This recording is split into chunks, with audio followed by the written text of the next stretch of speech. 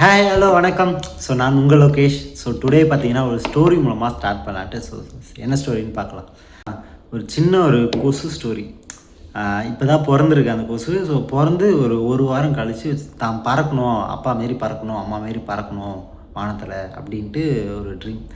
அது பறக்குன்றதுக்காக அப்பா கிட்ட போய் கேட்குறாங்க.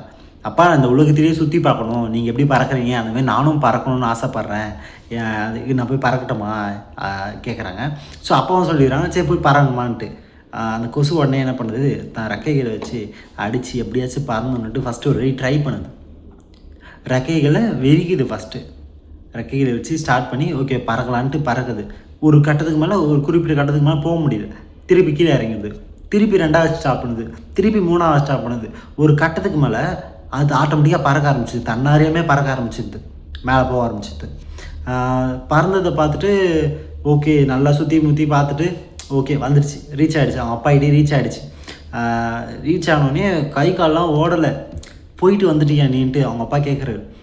ஆமாம்ப்பா நான் போயிட்டு வந்துட்டேன், உலகத்தையே போய் சுற்றிட்டு வந்துட்டேன், கொஞ்சம் தூரம் போயிட்டு ஓகே எல்லாருமே பார்த்துட்டு வந்தேன்ப்பா.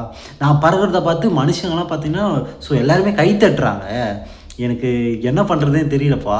நான் பறக்கிறத பார்த்து அவ்வளோ பேர் சந்தோஷமாக வராங்க, செம்ம ஹாப்பியாக வராங்க அப்படின்ட்டு அப்பா கிட்ட சொல்கிறாங்க.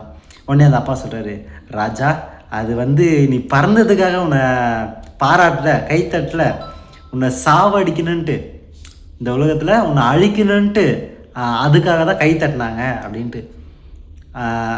Model of story. இந்த ஸ்டோரி மூலமாக நான் என்ன விஷயம் சொல்ல வரேன்னா, பல பேர் நம்மளை அழிக்கணும்னு நினைக்கலாம், என்ன வேணால் நினைக்கலாம். பட் அது எடுத்துக்காமல் ஸோ நம்ம பாசிட்டிவாக நினச்சிட்டு ஸோ எல்லா விஷயமும் பண்ணோமா, நம்ம எப்படி பார்க்குற கண்ணோட்டம் தான் முக்கியம். அந்த கண்ணோட்டம் நல்லா இருந்ததுன்னா சர்வ நிச்சயமாக சொல்கிறேன், ஸோ வெற்றி பார்த்து நம்மக்கிட்ட கண்ணுக்கு தெரியும். ஸோ அப்படி உங்களுக்கு தெரிஞ்சால் கண்டிப்பாக இந்த வீடியோவுக்கு லைக் பண்ணிட்டு போங்க. டாடா.